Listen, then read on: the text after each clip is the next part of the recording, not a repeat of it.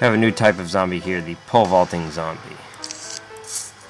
Pole vaulting zombie will vault over the first plant it comes to. Now the sooner it does that, the better for you, because it's very fast before it vaults. And after it vaults, it's only as fast as a normal zombie. It's tougher than a normal zombie, but not as tough as a conehead.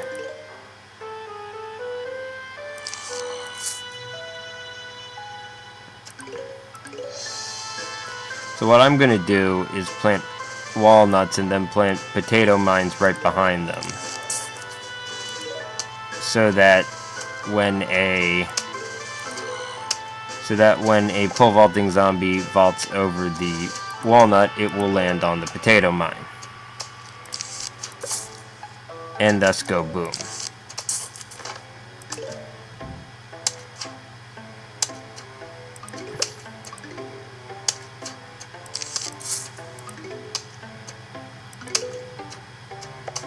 For now, I have to get my basic defenses up, though.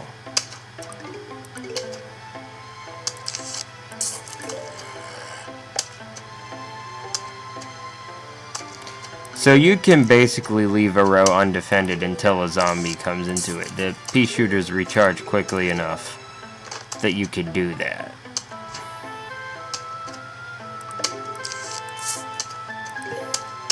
Now I have at least some defense in every row. And when you have that, you can think about, beefing up your defenses in each row. Although that zombie did get pretty close. It will be a very distinctive sound, I think you've heard it, when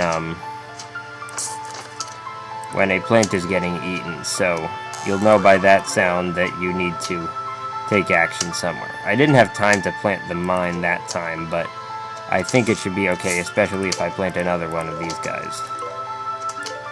Oh, he's gonna start munching that one. But he won't actually eat it. Oh, crap. Okay, that's a problem. See, since he hasn't jumped over anything yet, he's faster. But not tough enough.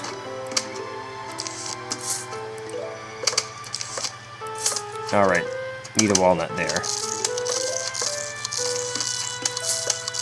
And I'll plant a mine. Mines take a while to recharge, as well as a while to arm. I think they take about 15 seconds to arm.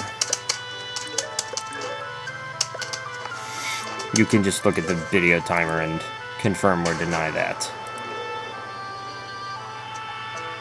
But let's see if I can't get a pole vaulter using that trick that I mentioned.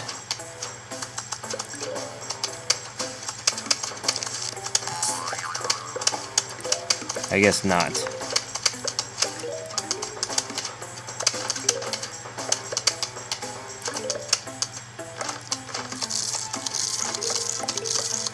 Oh well, they'll all go down anyway. That walnut will keep it busy.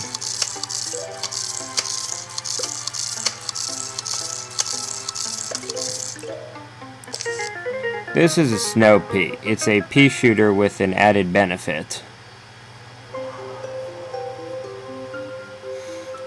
It's more expensive, but its peas not only damage a zombie, they also slow it down.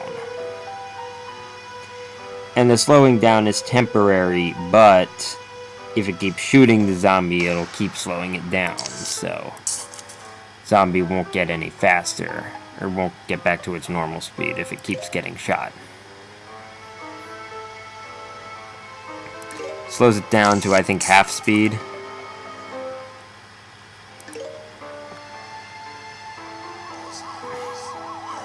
So this game came out in, I think, 2009, making it... Would that make it the newest game I've done? Maybe. Yeah, I just saw it. A couple friends of mine, like I was visiting them at college, because I was finished with my first year of law school, and That's when I saw it. It's available for download from PopCap Games for, I think it's 20 bucks. That's what I paid for it. Maybe it was less. I know it wasn't any more. Although I don't know, the price may have changed. Anyway, it's PopCap Games. And you can just download it off the internet.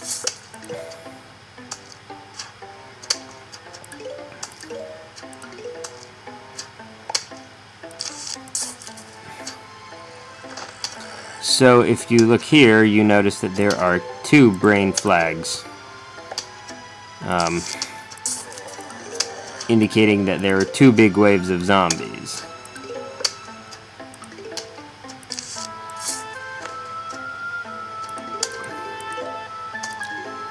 The game will always warn you when a huge wave of zombies is approaching, but you can tell before that time by looking at the level progress and seeing how close the zombie head is to the next flag.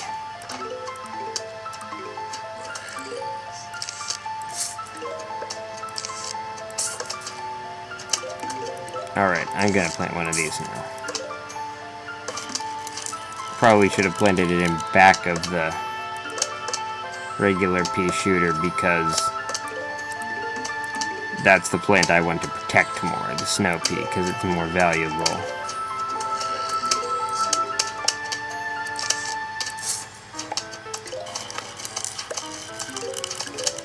You see, the zombies that get hit with snow peas are quite a bit slower.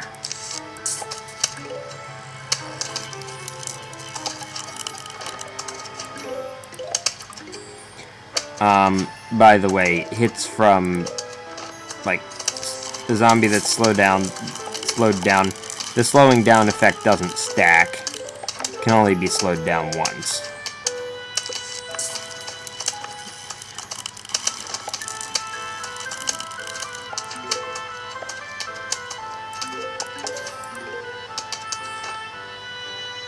Alright, so here is the first of 2 big waves.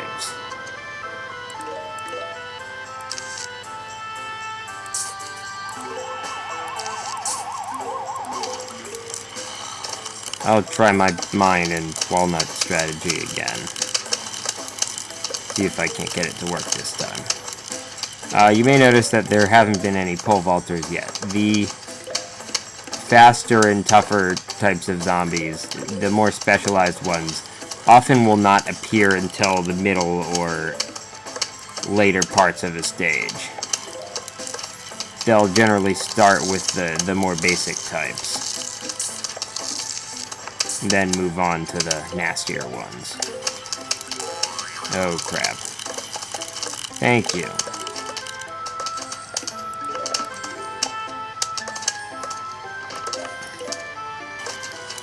Okay, this one's gonna get nailed.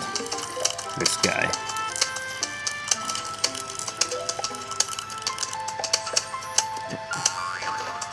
Boom.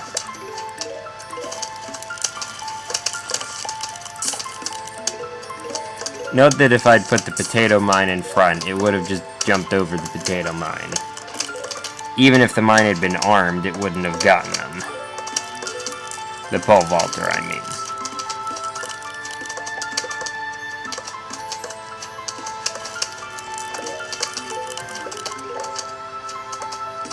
I'm building a wall of walnuts here.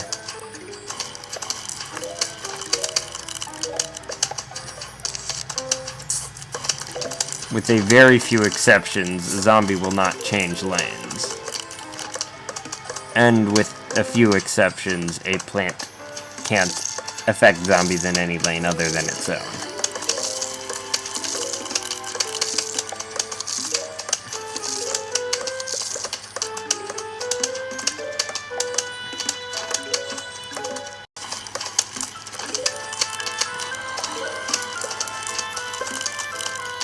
So you can see they're throwing more zombies at us now than before. But it's still the early stages, so it's still pretty basic stuff.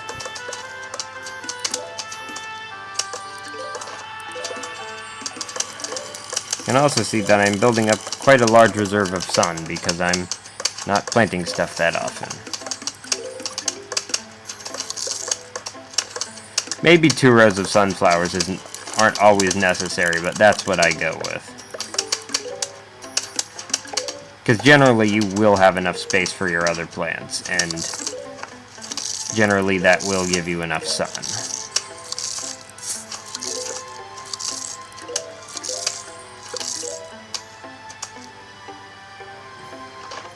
Alright, coming to the final wave here.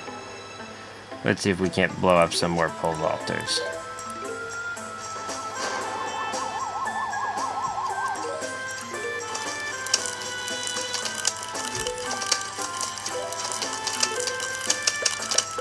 Yes, here they come. Boom, boom, spadow. Spud plus pow.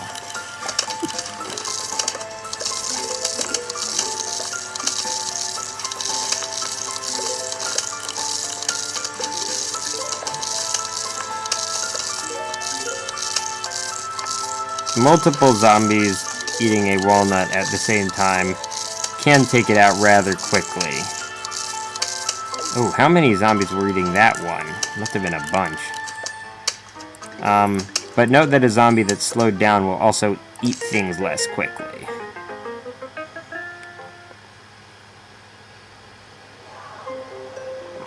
Speaking of eating things, the chomper will munch a zombie, that first zombie that approaches it, which will kill almost any zombie.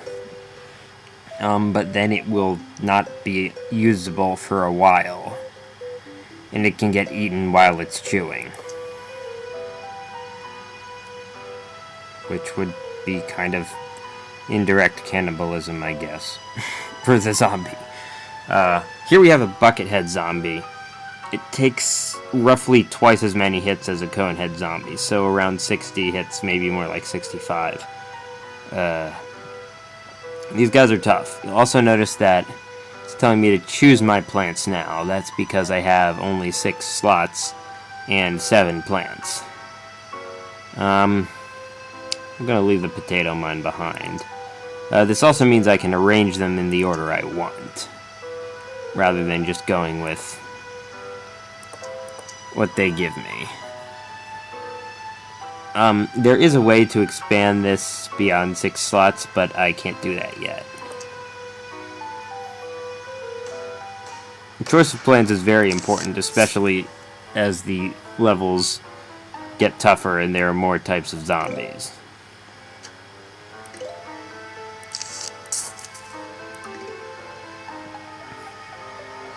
Oh, by the way, I guess I haven't mentioned this, but I'm recording this from from my family's beach house in Delaware. I recorded a few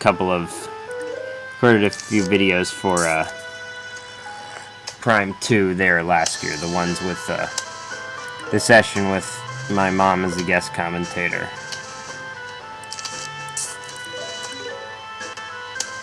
She insists she didn't do a good job, but I told her that I like to have experienced and inexperienced people as commentators.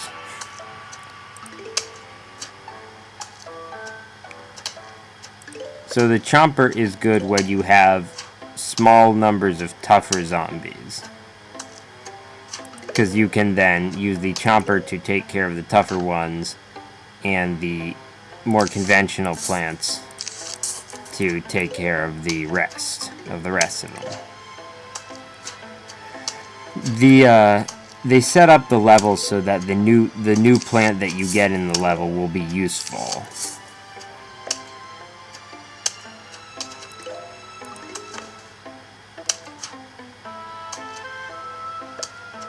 Come on, sun, please. Thank you. Oh, this might be close.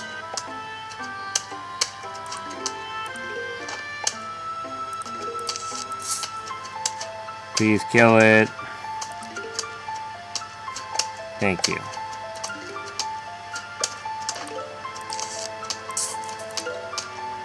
Okay, here's a Buckethead, so I'll use the chomper against him.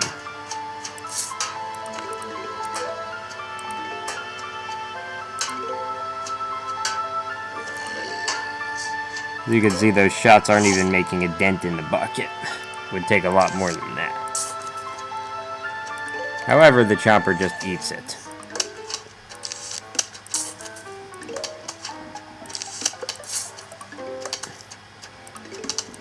You want to protect your chompers, because any chomper that is chewing is just vulnerable to being eaten.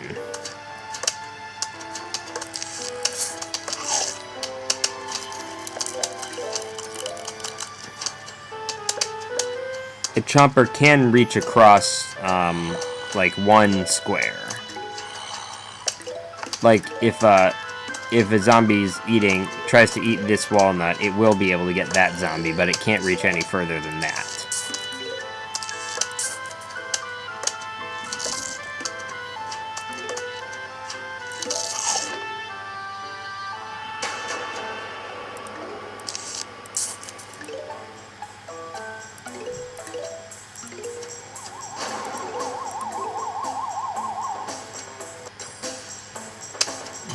Slow down. It happens. And apparently it happens a lot.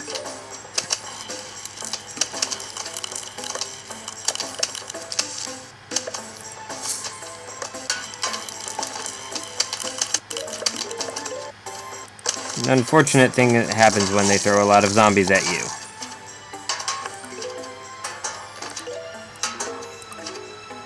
Alright, this is the last zombie. It's gonna get chomped, but just look at how many hits it'll take before then. See, the bucket's just starting to get dented here, and it's taken a lot of hits already.